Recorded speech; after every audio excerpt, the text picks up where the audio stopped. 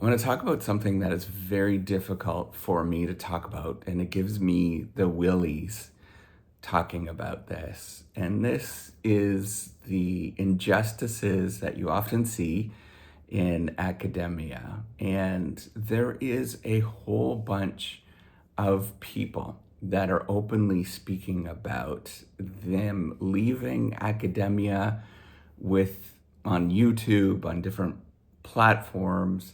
There is a lot of people that are openly saying that they had bad experiences. I often think about this when I look at this. I was going for a walk today, and the walk was through the woods. I didn't have my phone, so I was thinking about what was going on. And one of the things I began thinking about is having a family in academia, doing what I call good work in academia. And my mind began to swirl around questions of injustices and the problems that we face if you were to spend a little bit more time actually working on something to make sure that it is good work. Often you get penalized for doing that. If you have a family, often it's very difficult to have families with the tenure system. I think about all of these moments that are challenging for me to process. And I think about all of these people that are processing their own experiences and how they might have left academia and have feelings that are deep down inside that are genuinely negative. And I want to talk about how you process these and how you think about these, because I think those are genuine experiences that you're going through. I'm not discounting them. I often can't figure out how other people feel. I can't even figure out how I feel often. I am often lost for words with this. Because if you were to look at this on paper, I was having this conversation yesterday. If you're looking at this on paper and you were to look at the career on paper, a lot of people think that is a glorious thing, extraordinarily glorious. They can't fathom it. I think that's the sort of common knowledge from outside is they can't fathom it. They don't understand it. That's why there's lots of pushback against it from outside of academia, because they can't understand the sort of luxurious thing that you do. It looks like you're not doing any work. But for those of us who are in it, realize we're constantly working, and we always feel like we're not good enough. We always feel like we are the problem. We have all of these negative feelings. And then if you have somebody that you interact with, maybe it's one or two or even three people that you interact with that exacerbate that, make it feel a little bit more not so good, it often leads to very, very strong feelings that spiral out of control and that you process with for a long time. And you think about these things for a long time. So I'm going to tell you how I think about these and deal with these. And it requires almost a lot of basically just like therapy, essentially in my own head.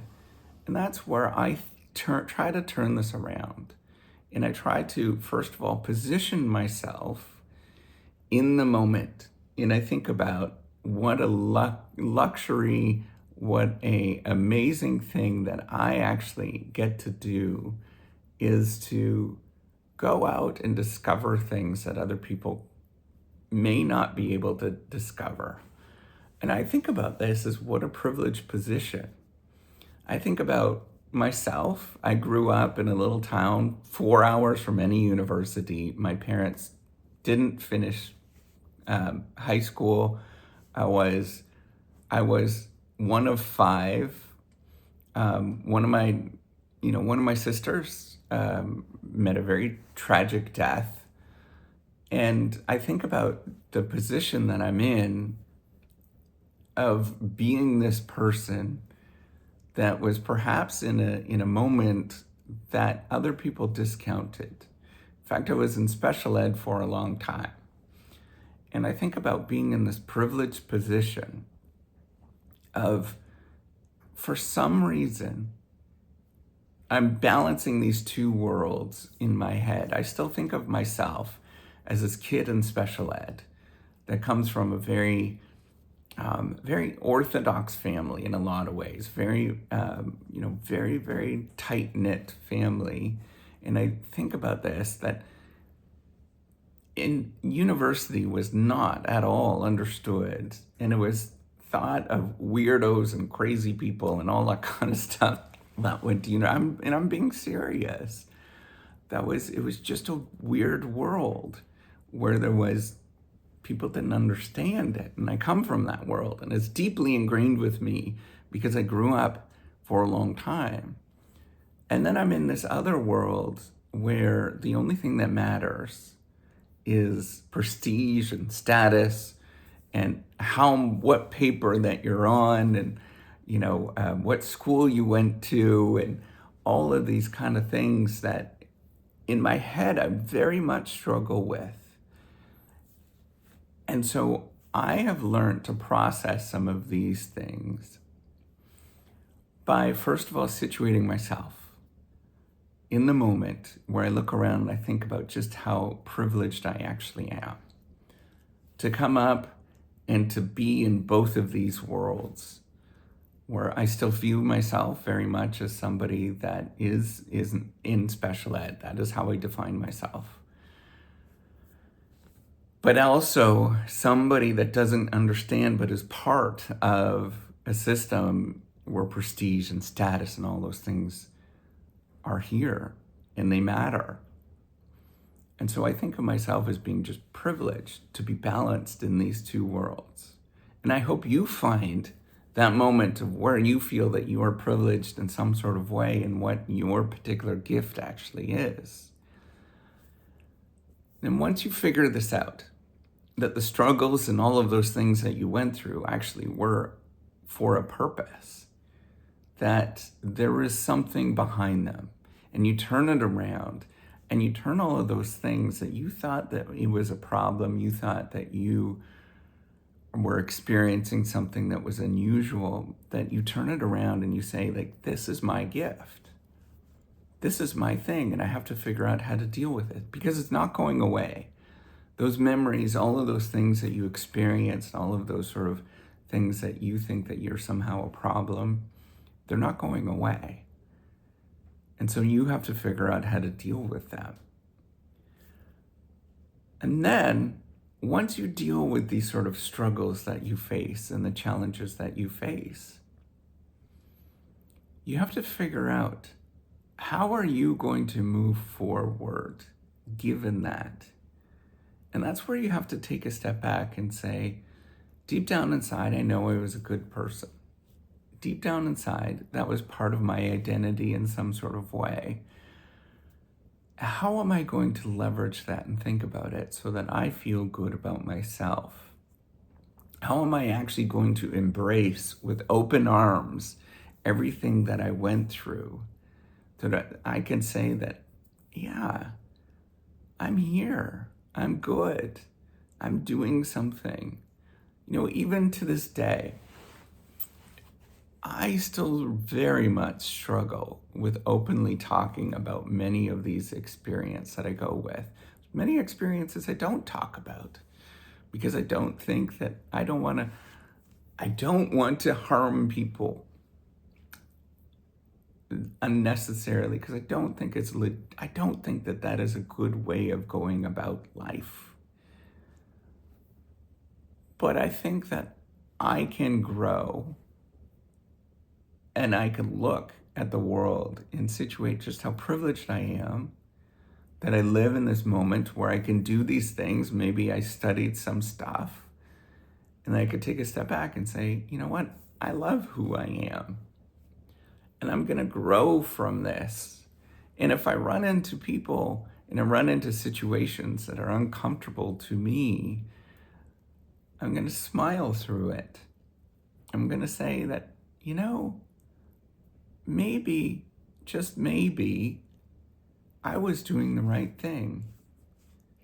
And just maybe somebody else was going through something that was deeply profound in them, that they didn't explain it, they didn't understand what they were going on.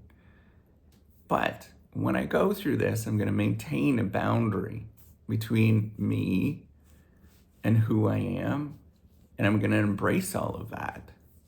So even if you went through struggles, and even if it was challenging, and you did bounce into people that just didn't work, didn't jive, then you're going to maintain that sense of self inside. You're going to say that, man, I wish I can grow this person that is good and generous and kind and helpful, and all of the things that we think are good, genuine human being things to actually do. And this is not la la land in any sort of way. I understand that there is a lot of injustices that exist. You see them, you hear about them, there is a lot of things that happen. But you have to take a step back and realize, how am I going to deal with this? It's not going to disappear. And so the way that I deal with this is I have to let go. I have to keep my heart warm. And I know that this is all, and it sounds so stupid. I know. Man, I'm almost an economist. I'm an engineer. I understand how stupid this sounds. But it's so incredibly important where you keep that sense of self, your heart, growing and doing really well. And if there are moments that don't jive with this kind, generous human being that you actually are, and perhaps you were struggling at the time as well, that you're just going to let it go. And then you're going to walk forward and say, all of those moments were gifts, and I love who I am. And it doesn't matter if I'm here still in academia or I'm in a different world. Maybe I go into industry, or I do non-for-profits, or I stay at home, God forbid. I stay at home and I watch my kids, or I watch an elderly person, that I know I'm a good person inside, that I know that this is the right path for me and I enjoy it. I'm going to love every moment of it, because this inside is incredibly important, and I'm going to grow it so that when I see other people, I'm going to be able to smile, I'm going to be able to laugh, and I'm going to be able to keep going every day. It requires a great deal of work. None of this that I'm saying is fluffy. It requires a lot of mental work, a tremendous amount of mental work, to maintain that sense of self and to say that I'm a joyous person every day. And I'm going to work on this. It has nothing to do with being heads in the clouds and rosy colored glasses and all these kind of complaints that you hear about. It requires a lot of mental strength. It requires a lot of commitment and dedication. It requires a lot of maintenance. But you could do it. I know you can. It requires you to turn this around and say, I am this person that is good, generous, and loving, no matter what happens. You know, I look at all of these people that you might consider as doing this. Somebody like, Gandhi or Mother Teresa, or all of these people that we know of, that are very heroic in what they actually did and do.